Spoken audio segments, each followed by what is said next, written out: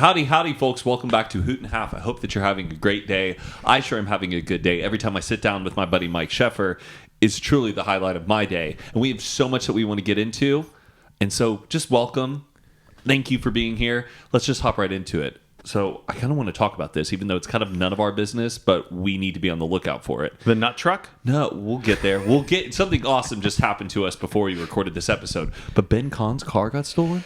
That's the word on the street. If you guys don't know who Ben Kahn is, he's one of our good friends. He's a hilarious comedian, internet personality. He's the co-host of Trillionaire Mindset, part of TMG Studios. We've had him as a guest here on this podcast, big supporter of Ben Kahn.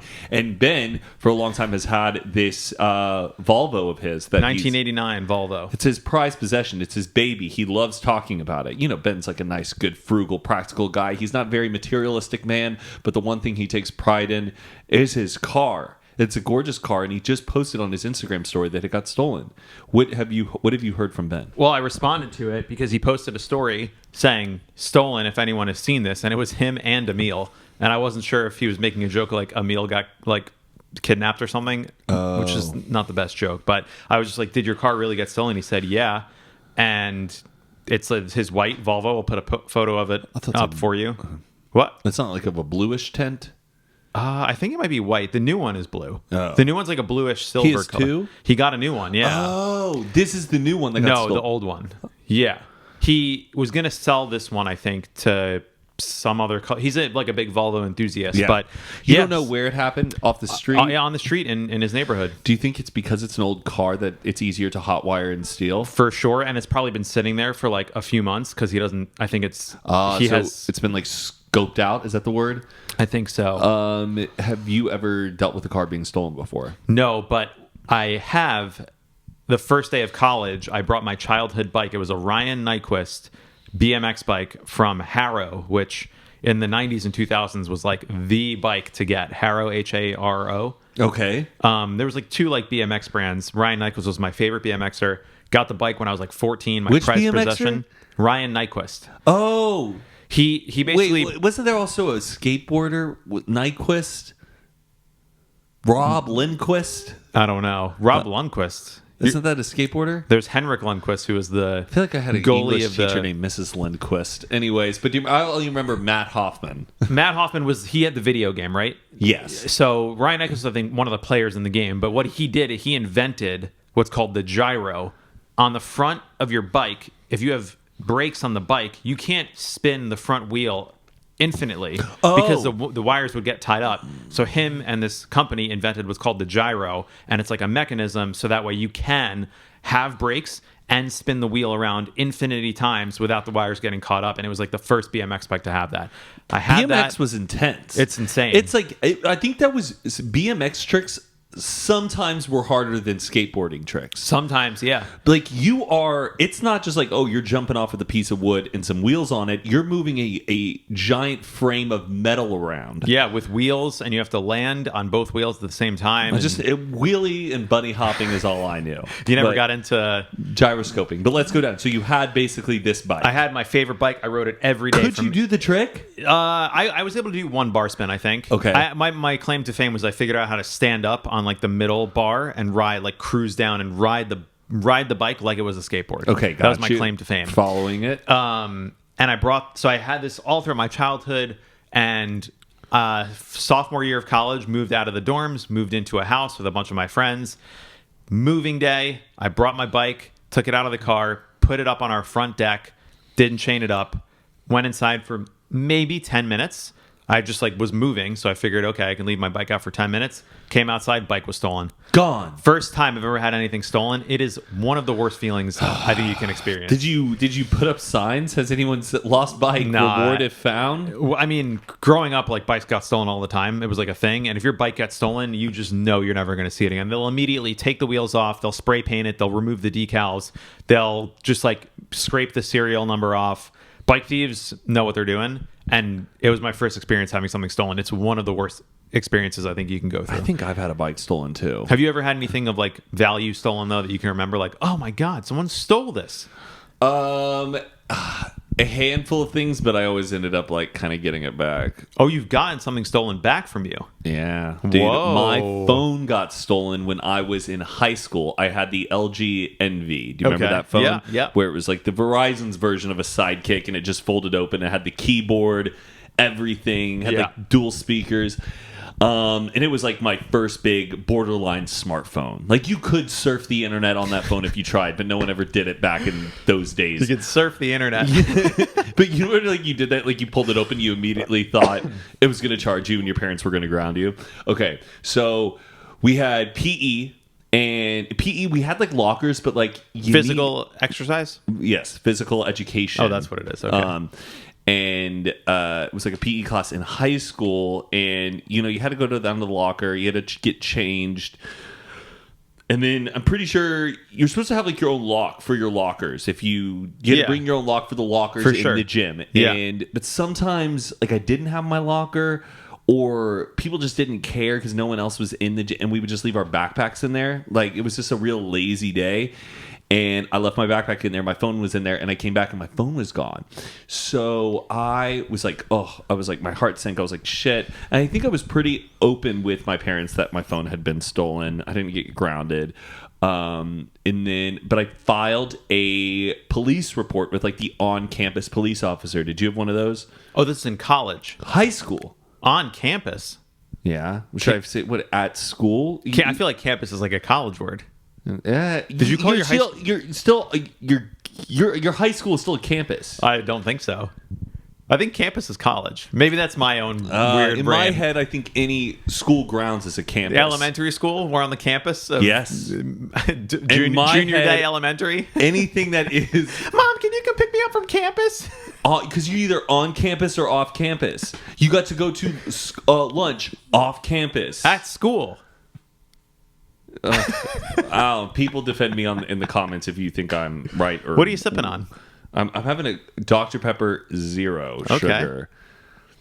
I don't know, since quitting nicotine and quitting vaping. You're looking for another vice. Yeah. The only thing is these have caffeine, and like when it starts getting dark out, I don't like having caffeine. Okay, but let me get to the point. Yeah. So my phone gets stolen. Devastated. My mom, I think, had like an old LG chocolate. She gave me that phone as like a substitute. So that's why they weren't that, like my parents weren't pissed. They were just like pissed that, well, that was like a really nice phone. So reported it stolen. Then a couple days later, I remember I'm in like math class. I get a text message on my phone and it says, hey, what's up? And I'm like, who's this? Like, it's Sonia. You gave me your number at lunch or this morning during like breakfast. And I was like, and you're on your new phone. And I'm on my new chocolate. Phone. I'm on the chocolate. Okay. And I'm getting a number from some girl saying that I gave her number, and I know who this girl is at the school. She says her name, but I'm not close with her. She's like in a different grade. Okay. And I don't hang out with her. But I still try to keep my cool because I'm like, this is weird. Yeah. And I go, who gave you this number? She goes, Edgar. And I was like, who is that? I went to a pretty big school. I then remember going home that night, getting out my yearbook, going through the yearbook, and finding Edgar.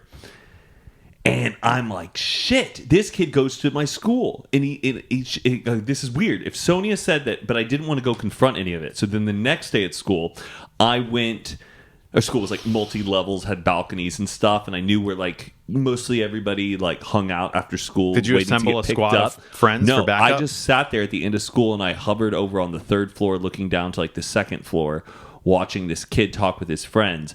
And sure enough, he whips out my phone and is using it and like taking pictures on it and like talking to people, like showing it off. So in my head, I'm like, what? Like that's my phone. Yeah. So what an idiot! Where he is going around giving people your my phone number. And so what? The number was tied to both phones, or how did that work? I don't know. I'm pretty sure we deactivated. So he was just faking it, or maybe it did work. I don't know. It was 2007. It was a different time. No Apple ID sign in. Strange times. Yeah. Man. I would just So I then go to and I tell the police officer on campus, and I go, these are the text messages I got. This kid goes to our school, and I saw him with my own eyes that he has it. And this was, I swear, end of first semester, like winter, Christmas time coming around. This goes on for months. The police officer then tells us that what? This wasn't like a same day? Okay, we're going to go get your phone? So then they followed up followed up with me and told me we had we talked to him and he says he had the phone but no longer has it on him anymore. Bullshit. So do you guys want to continue to press charges? And my mom's like, absolutely, we're going to like continue to press charges. But it was the longest process of getting this phone back. So it never occurred to you to go up to me like, hey, give me my fucking phone back. No, I didn't want to mess with this kid, dude. No. You didn't want to get like your dad to come down to the school and like shove him into a locker? I don't think my dad is that kind of like a guy.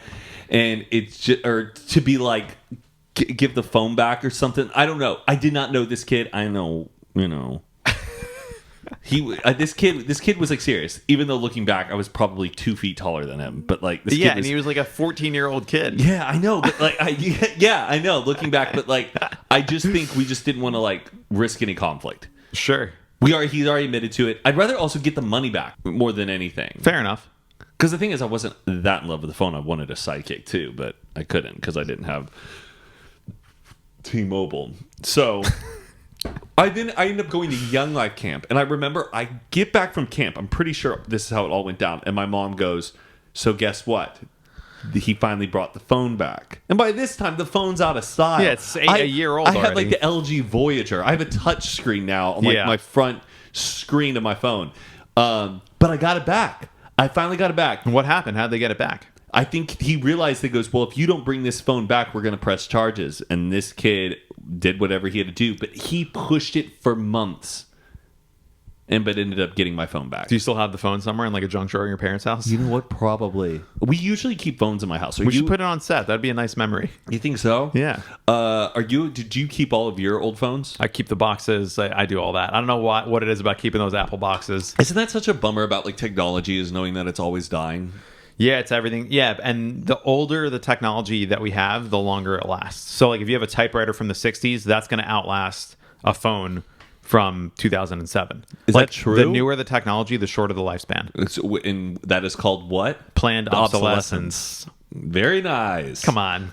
Hey. My brother, do you see Sam was in the new Apple commercial? For the new Apple M2 chip laptop. Yes. Yeah. I saw a clip of it. I haven't seen the full commercial in full, but I didn't know either. Yeah, they reached out to him. Sam Sheffer, my brother, does like YouTube reviews of stuff, and their new product, the M2, they do these videos where they'll explain it's like their keynote, but in the opening of the keynote, they pulled a bunch of clips from other tech YouTubers raving about the M2, and they picked one of Sam's clips and put him right before. Did they invite him to the keynote? It wasn't a keynote. It was like a video. They didn't like actually do an event. It was just in a product announcement. Oh. But he's like right in the beginning, and but yeah, sometimes I'll realize I like have pieces of technology, or whether it's like an old camera or something, and it's just sitting in my drawers. Like, it's weird. We hold on to wires, thinking they're going to be of some importance to us. But you know what happens the day you throw that wire away. You're like, you know what? I need to actually print something, and then you go to look for the wire printer, and you're like, I threw it out. Yeah, I'm selling my Oculus Link on eBay. Oculus Link. Oculus Link. There was a Oculus VR game. I wanted to play that Groundhog game that was only on the Oculus Rift, but I figured out if you have an Oculus Link cable, you can connect it to your PC and play it. It's a bit of a hack, but I only bought it just for that. And you played the game? I'm never going to use that cable again. Did you play the game? $80. What? You played the game? I played the game. Loved it. It was worth buying, but right now I'm like, I got to sell this because it's just losing value all the time. Yeah. But it's kind of nice that we like keep our old cell phones around. Is that like, yeah, because or like, it's weird. iPhones, they're so great. You can do so much with them, but they're so boring. We had all of these different types of models when we were younger. Yeah. Oh, that was the phone that twisted. That was the phone with the camera in the back. Yes. You had a whole different new experiences with them. You had to relearn really how to use the phone. That was a great day. When you got a new phone, you had to like learn the operating system and be like, okay, so what's the home button? How do you go back? Yeah. Where's the messages app? Oh, there's email on here? And you would set like a pattern. Like, remember on Androids? Oh God, I never had one of those. You never had an Android? No. Your first smartphone was an iPhone. Yeah, my first smartphone was I used to have I had the original Nokia though, the one with Snake on it. blue. There was so like the Nokia 1038. Yeah, like, yeah. They were all numbers. Like they didn't. That really was have, that was my first cell phone. I'm pretty sure I had that phone. My first phone was a Nokia. Yeah, that was the best. Truly peaked. We didn't need anything else. T9 texting, fast enough. We'll be right back after a quick word from today's sponsor, Rocket Money. Do you know how much your subscriptions cost? Because most Americans think they spend around $80 a month on subscriptions when actually it is closer to a total of $200 per month. And if you don't know exactly how much you're spending every month, you need Rocket Money. Rocket Money, formerly known as Truebill, is a personal finance app that finds and cancels your unwanted subscriptions, monitors your spending, and helps you lower your bills, all in one place. Over 80% of people have subscriptions that they have forgotten about, like streaming services that you bought just to watch one show or a free trial that you never ended up using. And Rocket Money will quickly and easily identify your subscriptions for you so you can stop paying for the ones you don't want or need anymore. Simply find the subscription you don't want and press cancel, and Rocket Money will cancel for you. No more long hold times with customer service or tedious emailing back and forth.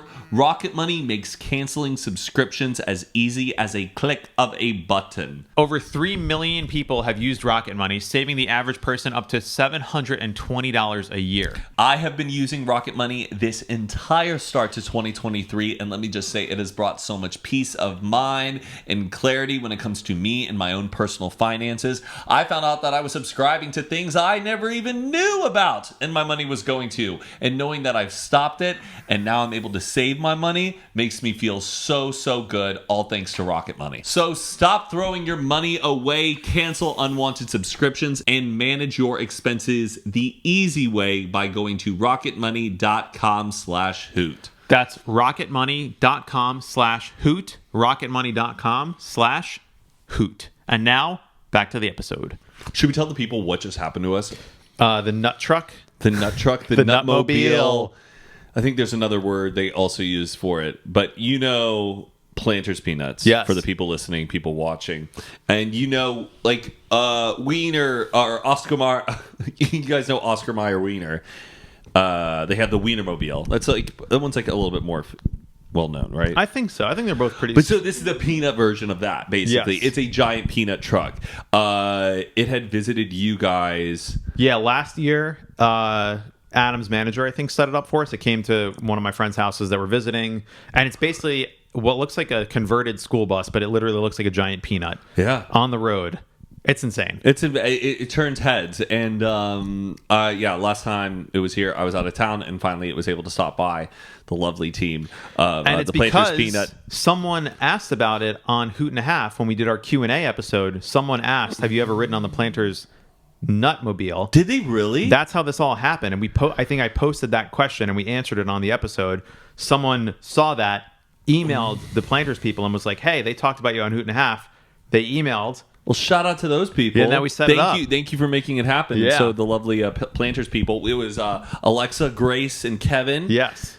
They came in their Planters Peanut Mobile. They came and it was so cool. David came over, Jason came over. We also saw Carly and Aaron. We took a ride in the nutmobile from your house to Carly and Aaron's house, and it's crazy. Everyone is pulling out their phones. Kids are waving. You're throwing peanuts out the window. I was like munching on a bunch of peanuts too. They're really, really good. I'm kind of craving them bad right now. That was really fun today. Yeah, that's like a nice little Tuesday in the office. Yeah, sure. You could say that. Have you ever been on the Wiener? No, the Oscar Mayer Wienermobile. I think at South by Southwest one time I saw it, and I felt like I couldn't go in there because they're not kosher. So I was like, I'm not going to go in. Oh, they're not kosher. I mean, I'm being dramatic, but yeah, I don't think I went in. I've seen it before. It also looked a little bit smaller than the nutmobile. The nutmobile is pretty spacious. Could fit quite a few people on there. But there was a big TikTok that went viral recently where the Planters nutmobile saw the Oscar Mayer Wiener passing on the highway. Yeah. And they filmed it, and it went like super viral. And it was those people that filmed it.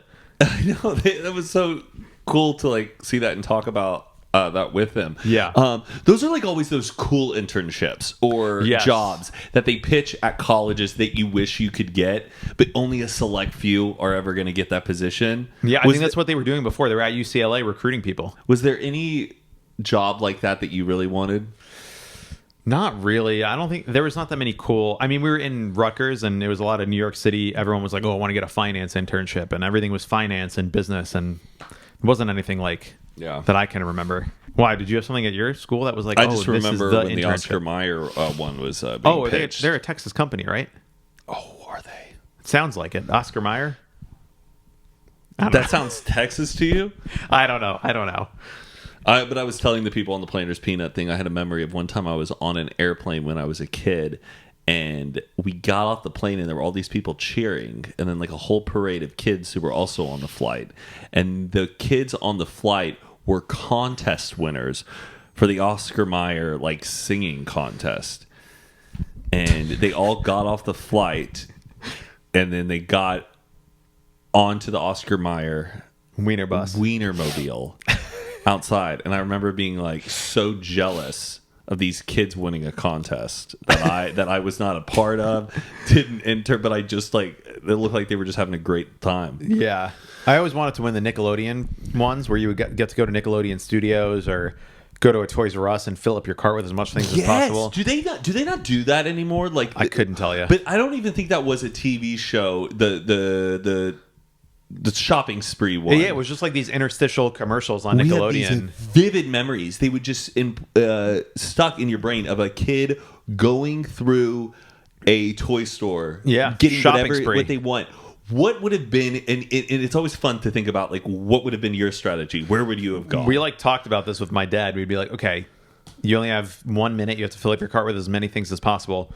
Go to the electronics section and just put as many video game consoles as you can.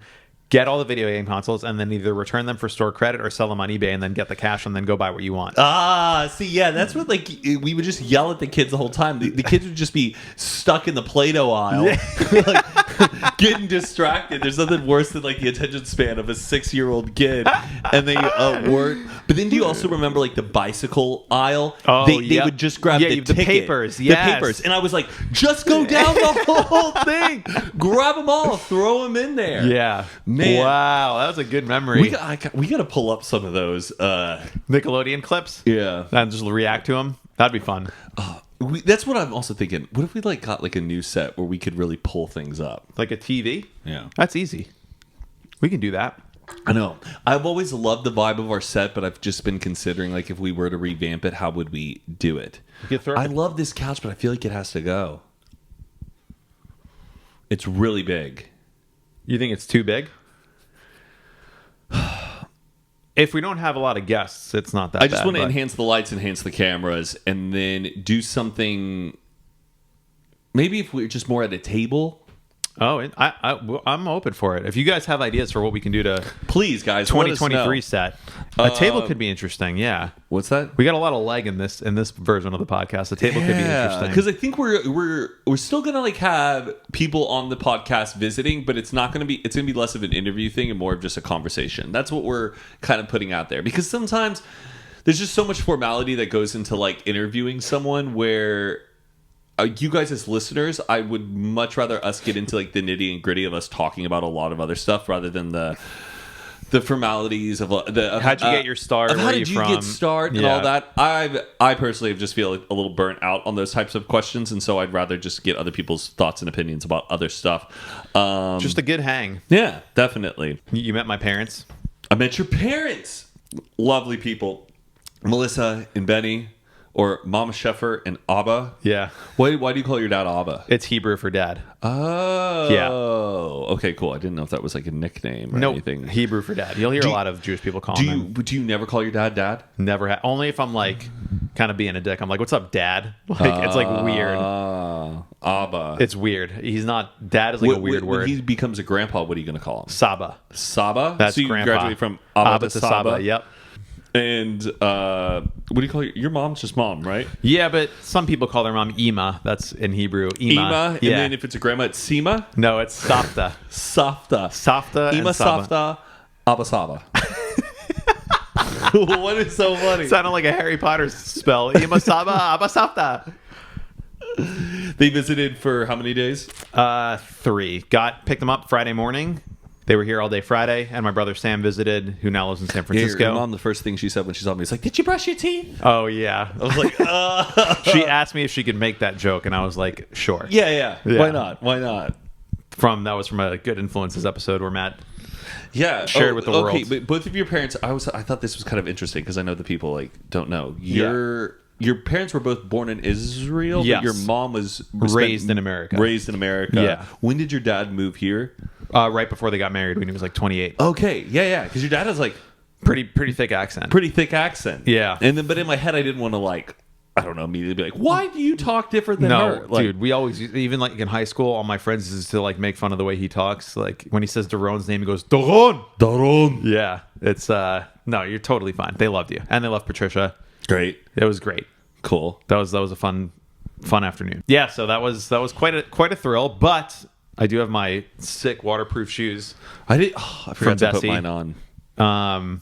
Fucking love these things. They're so good. Yeah. Yeah, well, that was great, and like I really appreciate you taking the time on a Saturday afternoon to come by and hang. And Ella was there too. And Of course, Mike. Yeah. You know what? This weekend I hardly did anything. I didn't even like go out and really party and drink. I drank on Sunday night, but I don't know. Is it because of the rain? The that rain's makes been a me bummer. not want to go do things, even though I love the rain. When it rains in LA, I almost get like a little bit of anxiety about the rain, and I'm sad that it's gonna be over.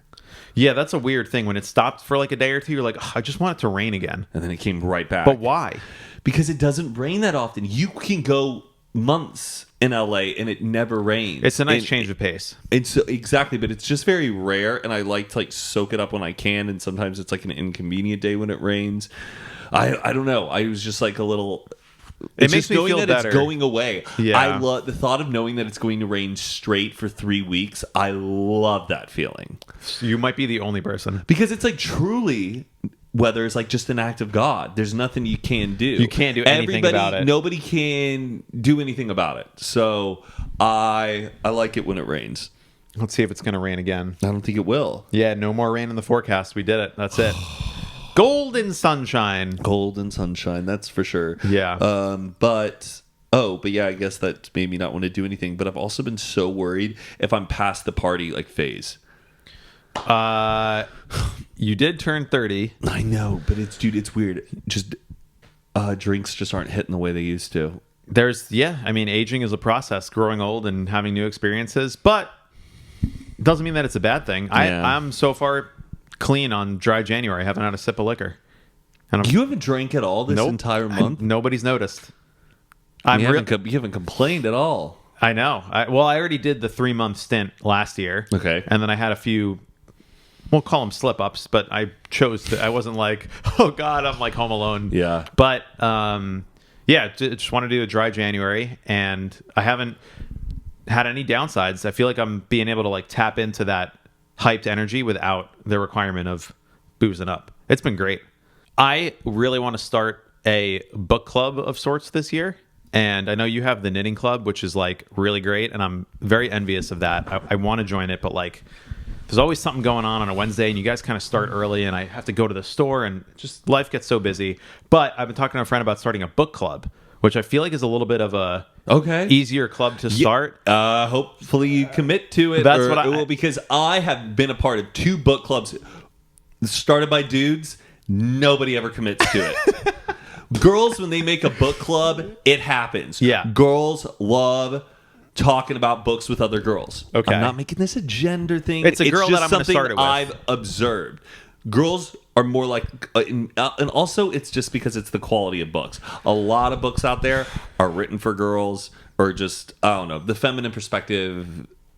They just like them better. So, And a guy book would be like, let's read They Serve Beer in Hell by Max Okay, guys, for the first book club, we're going to what be reading is that? Wait, what is that book? I hope They Serve Beer in Hell by like Tucker Max. Tucker Max. Yeah. Here's the plan. Okay.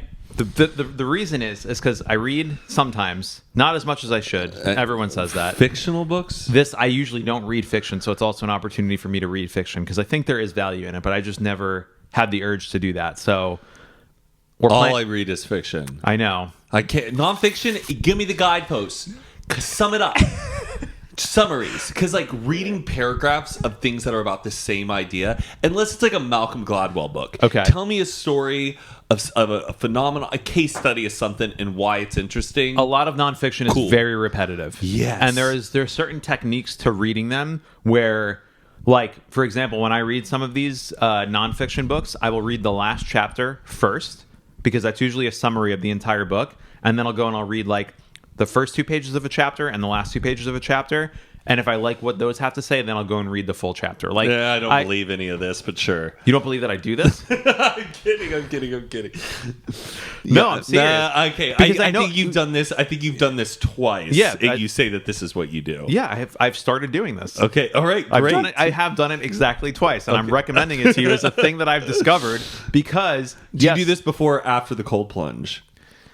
I haven't been doing the cold plunge in the last week, mostly because it's been raining and it does take a lot of energy out of me, I've realized. And when my parents were coming, it takes energy out of you. It's like a physically demanding thing to go through, because when you go in the cold plunge and then you come out, your body has to expend a lot of energy and burn a lot of calories to heat your body back up, which is why it's good to do for you. Okay. You don't believe this?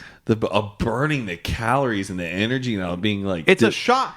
If anything, no, it just sounds like a hit. It should be making you energized. But I think I have some sort of deficiency somewhere. I need to go to a doctor. Take some vitamins. I do take vitamins. Which ones? Multivitamin and vitamin D. A men's one? Yeah. Cool. One a day. Vitamin or what's D? It called? Vitamin D and Nature, Honey you Naturals. You know what I take? Zinc. No, I don't. I don't know. I take men's multivitamin, a prebiotic, glutamine, vitamin D, 2 fish oil pills. Fish oil? Yeah. How are those burps? This is no fishy aftertaste. Haven't had any problem with it. Okay. Sorry, just made that all about me. Do you feel better? Do you feel better taking these pills? Yes. Oh, also before bed, I take magnesium glycinate. Yes, I do that. And I take ashwagandha. I take ashwagandha when I go to bed and ashwagandha when I wake up. And you feel a difference taking all these medicines? Yeah. I feel like I've been less squirrely in my head.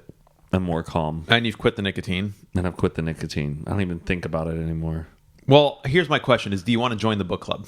Yes, if we're reading fiction. Yeah, we'll be reading fiction. The first book that we want to read is called The Goose, I think. Have you heard of this? No. It's in the same category as that book Tomorrow and Tomorrow and Tomorrow you got. Yeah. I've seen them on similar lists. The Goose. Yeah, I think that's what it's called. The Goose. I think so. Okay, cool. Let's how start often is book club? This is my question. I've done some research. Someone else I know is in a book club. They meet once a month. So you basically read the book and then talk about it. But I know that some book clubs meet up every week. So you read, let's say, 2 chapters, talk about it, where you think it's going, whatever. And then there's websites that will give you prompts for questions in the discussion.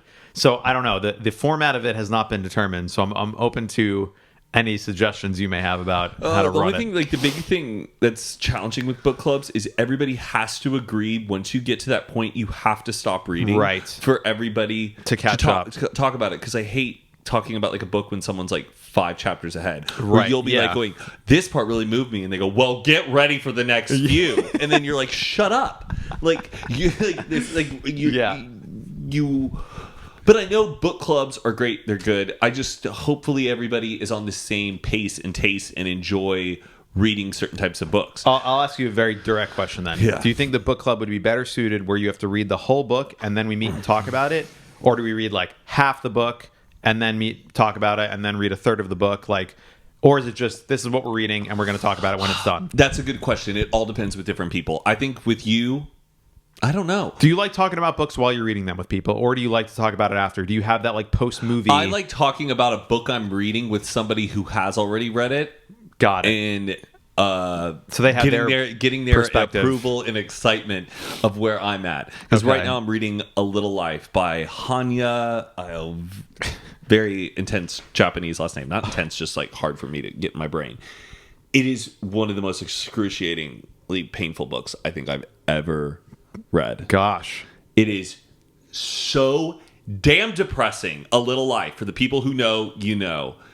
And Brooke Averick has read it. Sally Dar has read it. Sure. And my buddy Reed, I don't think he's read it, but he told me about it. And I've just been I check in with them and I'm this book is really, really hard. And they're just yeah, get ready. So here's my other thought. Okay, sorry. Is there a world in which knitting club can also be a book club at the same time. Can you knit and talk about a book at the same time, or are you guys really focused? Yes, I actually kind of would like that if we did it. It's just so you have something to talk about. Some of the members of the group are really fast readers. Yeah, so you can read the whole book. Okay. Yeah. Yeah. Well, don't sound so enthused. Knitting club I've been a little bit of a bitch at lately. Oh, do you want to share? I'm sick of people showing up to knitting club and not knitting. Some people show up to knitting club and just right into the lens. and they just chat. Don't come to knitting club if you're not going to knit. And I've had to like speak up a few times. There's like 3 people who come to knitting club without their needles, and they just come in and gossip, and they make the whole conversation about that and not. I'm not saying the conversation needs to be about knitting, but it's just, just a sip and knit kind of like I get it. Calming. Yeah. Or sometimes we're watching something that's like way too distracting or just junky. We're watching junk reality TV while we're knitting, and I don't like that combination. Yeah. I don't. And the thing is I've actually been really slacking knitting lately. I'm working on a sweater for myself because I was told you should knit something for you. You've knit a baby blanket for Patricia's, my niece, and then I knit a vest for Patricia. I just need to knit a male sweater, but I'm now on the part where I need to like cast off like the areas for just the neck. And it's a part where like I really can't chat with anybody. I have to just sit there and focus on doing it, and I have not been able to sit down and do it. So I've been stressed. And I need to knit a baby blanket for my cousin who's having a baby, and I told her I would, and she's like, I swear, about to pop any moment. And I'm stressed, but I think she'll be fine. Baby's a baby for a long time. Yeah. Yeah. You stress yourself out with a lot of these things. Yeah, I don't know really why that is. Did you answer all your texts this morning? Yep. Okay. I did. I feel really embarrassed by that clip though on Good Influences of me talking about it. Why? Because it made it seem like I have to do it when I was admitting to something that like I'm embarrassed that I have to do it. Or it made me, or though I'm worried if the way I was coming across was like, this is what has to be done. I don't think that that's in any indication of what you said. Thanks, Mike. It's more of just like you're a little overwhelmed, as everyone is, with just technology and messages and energy dividing among people that want it from you, and totally valid. That's why people watched it, because they agree with it. Yeah. Oh, have you had these? This is not an ad, folks. This is not an ad. Primy? It's Prime. I know. I haven't had it. I know what it is. Paul though. And who is it? KSI. You know they have. Have you had just regular Prime? Never had any Prime. The regular Prime, delicious. It tastes, dude, like a drink you had when you were a kid. It's so hard to put your finger on it. And aren't they like going nuts in the Midwest for it or something, or in Australia, in London, or like, like Australia? They like people fly off the shelves. I don't think we buy it. I think Logan Paul actually sends it to us, which is funny. Oh, it's vegan. Is it really? I mean, take a sip. Ooh, that's like Mountain Dew. Yeah, 0 sugar. Whoa, that's really good. Dude, it's so yummy. And there's a blue raspberry one. Wait, 0 sugar? I was going to think there's like 30 grams of sugar. That's crazy. Yeah. What's in this? That's really... Dude, and it's, the crank is so, like, I don't feel like need to punch a wall. I feel like really clear-headed. It's like 400 milligrams of caffeine, which is like a lot, right? Wow. I mean, I don't really know what these ingredients are, but coconut water, filtered water, citric acid, natural flavor. Wow, that's really good. I don't think there's any dye. It's not good job, Mr. Paul. As if I'm the first person to fucking talk about this. That is really good, though. What were we just talking about? Oh, I think you should start book club. The Goose, hopefully that sounds like something. The thing is, I have too many books, though, that I want to read. Okay. We'll start it without you, and maybe recruit. I want to read Bret Easton Ellis's new book. Oh, yeah, that's cool. The Shards. Dude, I've been having the worst back pain lately, man. Didn't you used to be the guy who was like, I just never had back pain before. I don't get it. Yep. I said that all the time. I was like, I don't get when, like, Todd and Zane have bad back pain. I'd never had good lower back flexibility. I think it happened when I was skiing. Like, something messed with me. I think you should get Fadi over to the house and have him fix you up. For the people who don't know, Fadi is a deep tissue massage guy. Osteopath, something along those lines. That he's going to mess it up. Dude, absolutely not. He fixes people. That's what he does. But what is he, like a chiropractor as well? I don't know I think chiropractor is a little bit of like a scammy thing. I feel like he's like spine is like compressed and it needs to be decompressed. He is like, he studies the body. He went to school for this. He he has like really good clientele. He works on athletes. I'm worried I have cancer. No, you don't. You're just 30 years old and you've been not flexible and you went skiing and you overexerted yourself. Yeah, I know. That's what happens when you get older. What's weird is like I don't ever have like weird hypochondriac or like cancer fears, but this my lower back it makes me feel like something like I have some cancer or I have sepsis. I always think I have rabies. Okay, how? What? Wait, what do you mean? Go on. Do you know about rabies? I know that it makes you hydrophobic. It is makes the you scared deadliest disease a human being can get. It has a 99.999% chance of killing you. If you get the first without symptom, it untreated. No. Once you are symptomatic, you're fucked. But you don't know if you have rabies until you get the symptoms. So How do it's you like usually get rabies? from a bite? From a bite. A bite of like a bite from bat. It could be like a bat. Like there was a case of a woman who like went into a cave and had like a tiny little bite on her neck, and she didn't even feel it when it happened, and just saw like 2 little red dots. Didn't think anything of it. She got rabies. Turned out it was rabies. And it's 100% if you once you show. So like for example though, if you get bit by let's say like a fox or you get bit by a dog or like a cat, you want to go get the rabies vaccine. They'll give you like shots in your ass, and then you get the vaccine. Should we always be getting vaccinated? That's what I rabies? think. But like in the U.S., I'm pretty sure I have the vaccine for rabies. I don't know how long it lasts, but like in the U.S., they've done a really good job of eliminating animals with rabies in the wild. Like in the 90s, they were rounding up all the rabid dogs and rabid cats, and like they euthanize them because it's just so deadly. But sometimes like I have a headache, and I'm like, oh man, do I have fucking rabies somehow? And then once you have rabies, once you have your first symptom, you're gonna die. It's just a matter of time. It's so scary. I'm scared of snake bites or just getting like walking by and just something going.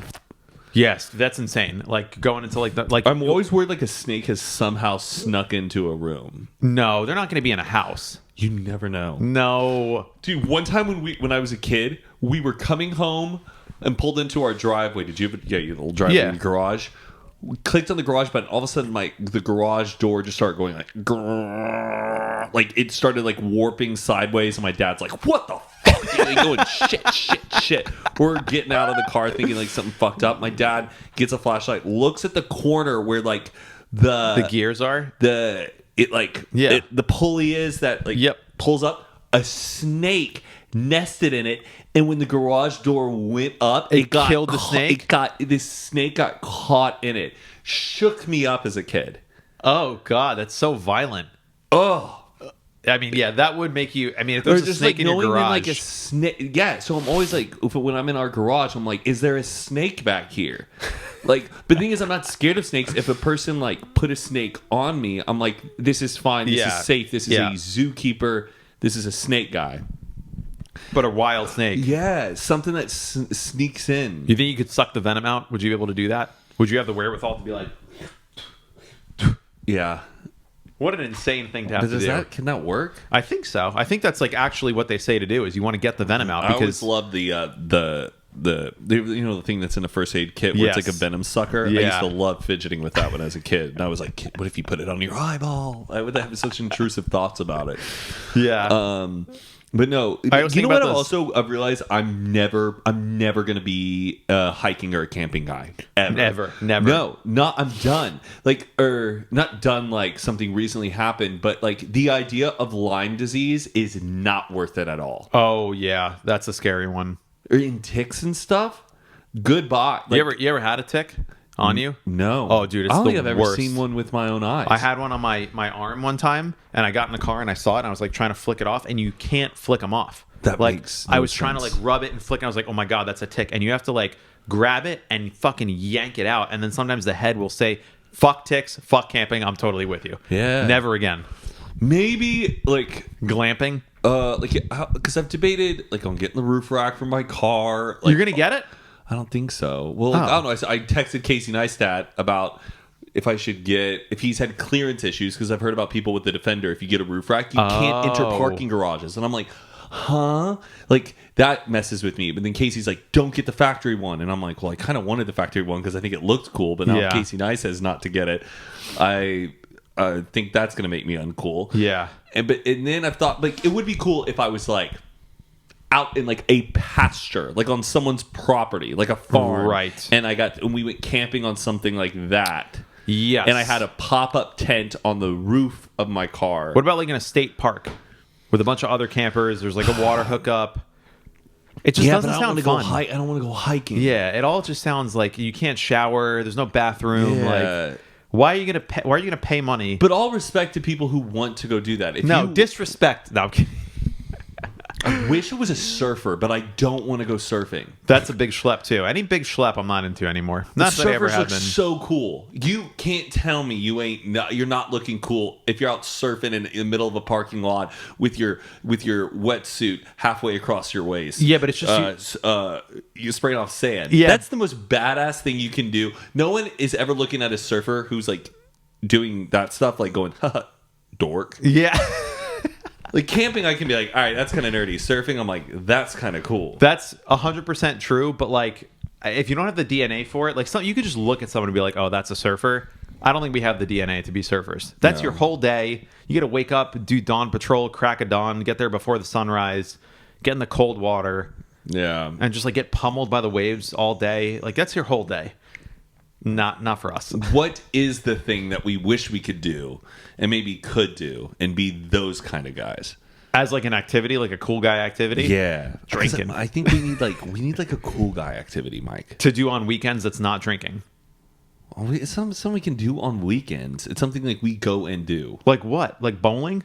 Like you want to get a bowling? Oh, God. We are bowling guys. I used to have my own shoes in high school. I got pretty into it. My grandma was in like a bowling league. It's in my blood. I think you found what it is. I think knitting club is your thing. But sometimes people who are really good at bowling like scare the shit out of me. Who do you think you are? Or, I am. You know? But I think your thing, like...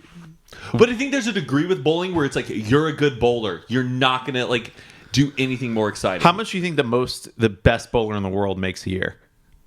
Do you think he makes millions? You're the best bowler in the world. Do you make $300 to $500,000? Being the best bowler in the world? He has to be having an active YouTube channel and uploading bowling trick shots. That's what you think would pay him? Yeah, probably. I don't know if the bowling championship league has... But like the degree between... I bet the best bowler, if you go to the local bowling alley, go show me the best bowler and have the best bowler at a professional bowling thing and have them bowl, they're equally good. They're going to be getting... It's just strikes. It's just strikes. No, it's pressure. It's not... What do you... Oh, you got a full turkey. Whoop-de-doo. Like... It's the thing is, it's like it's bowling. It's not getting us. It's making sure that you not get a strike anytime. Yeah, I get what you're saying. There's only a certain amount of good you can be. If you can get 10 strikes in a row, darts is hard because you're going for like different little things. Yeah. That's part of the score. Bowling is just getting the strike. So you think like bowling, the people who are at the top of bowling just decide to be in the leagues that put you at the top of the league? They're just guys who get strikes a lot of the time. There's not that up. There's the variables are so slim in bowling. Yeah, it's either you get a strike or a spare, and that's it. Like there's only so many outcomes. Huh. So for me, I'm not that like wowed by it, but I guess we're gonna be those kind of guys because then imagine what is cool about hanging out with a bunch of people who also get strikes. I think bowling's fun because when you rarely go do it and you get a strike, you're like, yippee! Yep. I did it. Yeah. But like if you are doing that all the time and just getting strikes, I bet that gets pretty boring. It's really it's not like chess where every game is infinitely different. Or it's like professional cornhole people. Like whoop-de-doo. Maybe you should stop playing cornhole because you're that good if you're getting it in every time. Like I think you played it too much. You've beaten the game. Yeah. Like it's time to take a step back and do something else. Yeah. That's a good perspective. But so are we gonna be guys who are gonna find a game? Well, I don't see but I think you've already found it. I think knitting is gonna be your thing. Like in the same way where like Cody Ko goes surfing. I go knit. You go knit. Like that's as cool as you get. Did I tell you I joined a Facebook group called Men Who Knit because I thought I was gonna find really good knitting patterns on for there. Men. Yeah, like a good knitting pattern for a men's sweater because all the other knitting groups I'm in, the patterns are for like just female sweaters. I'm like, what is a good fisherman's sweater? Yeah. Turns out it was like a gay hookup group. No way. Oh yeah. Like under the radar, like were they posting sweaters? Like guys who were like knitting thongs and like it's just like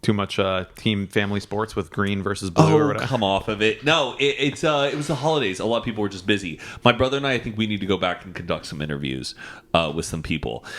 I'm just so worried about the families of these people, and making sure that like I deliver them like results, and that I'm not just profiting off someone else's tragedy. There's Sure. like a bit of integrity that I feel like I need to have if I were to approach Solving the mystery. this mystery. What is your current hypothesis? Do you think they're still alive? Or do you think that they were? I want them to still be alive, but genuinely, I don't. I don't know. I think that they were trafficked into Mexico. That's the number one theory. But I Okay. still think that's a little weird because it's like Dallas, and I'm like, that's still like a far away from like this, like the border. But I'm trying to figure out, my biggest next area into research is figuring out if there were similar disappearances that happened in that area around this time. Because I also heard about one that happened a few years after, about some girls who disappeared from a mall in outside of Fort Worth. Like some girls went to a mall, and Is there a police report that you can pull and read? it's that they reopened the case. The Night Wounds Time: The Mysterious Disappearances of Stacie Madison and Susan Smalley. Now, I want to clarify for some people who are on TikTok, a lot of people, because it wasn't really included in the edit, this happened on the last night of spring break in like 1988. These two girls went out and they were never seen again, and everybody was tagging Adventures with a Purpose, which is the YouTube channel of those guys who go around and they search, lakes and stuff, and they find abandoned vehicles, and usually Yeah, there's a I've body seen in that. it. But I don't know if I clarified in that story that their car was found. It was found in like the North Dallas area, like I think near Madison, in like Farmers Branch down over there. And their 1967 Mustang was found. In the back seat was a boombox, their purses, inside their purses, their wallets, their possessions, everything, and a blue jean jacket draped over it. So they found it. So everyone just wants to know what happened. Yeah. So do you feel like, though, you would put I feel like they left their vehicle knowing that they would come back to it. This is a really good sentence. Have you read the whole book? Roughly, yeah. Okay, there's a sentence here in the end where in the chapter about the solution as to what may have happened. The theories that are in conflict are: A, the girls were abducted completely at random and against their wills by total strangers, or B, they willingly entered the vehicle of someone known to them who delivered them to what proved to be their final destination. Yeah. I think that they willingly did it because I think they thought they genuinely would be back. The other theory I read in here was that one of the girls killed the other one in a heated fight and then disappeared because she killed someone and wanted to get away with it. But that seems very unlikely. That seems unlikely. They were. I don't think because one of the found girls either was a little body. bit more adventurous and like I'm gonna say rambunctious. Yeah. Than the other one. One was a little bit more tame and safe. Yeah. But nothing to a severe degree where it would be like a motive for one of them to lash out and kill the other. Yeah. I think, Jenny, I think weed was involved. I think that they thought like, oh, let's get in this guy's truck and we can like drive around and smoke weed, but like let's put our like purse and stuff like back in our car because we don't like, if something happens, we don't want to get caught like Right. with our IDs on us. They can't do anything. Right. Yeah. I don't know what the procedure is of like how big IDs were required back in the 80s or what. It's weird trying to place your Thought mind process. Yeah. in a teenager in 1988. Yeah. Back then, you didn't. They also just drove around like Webb Chapel or a big road down. No GPS. No Yeah, texting. you just drove around. It was like Dazed and Confused. You just Yeah. like said hey to people at stoplights and pulled into parking lots and hung out. So I just hope I would get like a good solid lead at least and not put myself in danger. But these women are like in their like 46. Their parents are like in like their late 80s right now. And It's really crazy that this even happens to people. have you looked into if there were any weird disappearances that happened in Freehold? I have not. I don't know if I feel like there hasn't. I'm Cold sure. cases? Oh, that's an interesting. I should look that up. Cold cases in Freehold, New Jersey. Because what's fun about finding out cold cases in your hometown is where all Yep. the spots and nooks Yep. and crannies. You can place your brain and yourself into those spots. Yeah. I just need to buy a cork board and like some string. You wanna and, do and the some, whole- and some thumbtacks and Play detective. play detective. I think- Out of respect, though, I'm Yeah, not no. trying to like accessorize someone else's tragedy. I get it. Tragedy. I get it. Hopefully, I am onto something. It's weird because I do big deep dives and then suddenly I get depressed. Like mysteries and like murders and stuff. It takes some guts and some skill to like. It's fun for a while. It's really difficult because there is no answer. Someone has it. That's the frustrating part, is that there is an answer. Someone knows what happened to them. Yeah. Oh, and wonder if that person's even alive, or that person could already be in jail now and For just getting never- caught for something else. Yeah. Well, that's as good a place to end it as it was. We started Hopefully with I'll the get a disappearance. great update for you guys next podcast. Mike, I love doing this. Guys, thank you so much for listening and watching Hoot and a Half. Be sure to check out all of our other episodes as well as our other podcast with Carly and Aaron called Good Influences.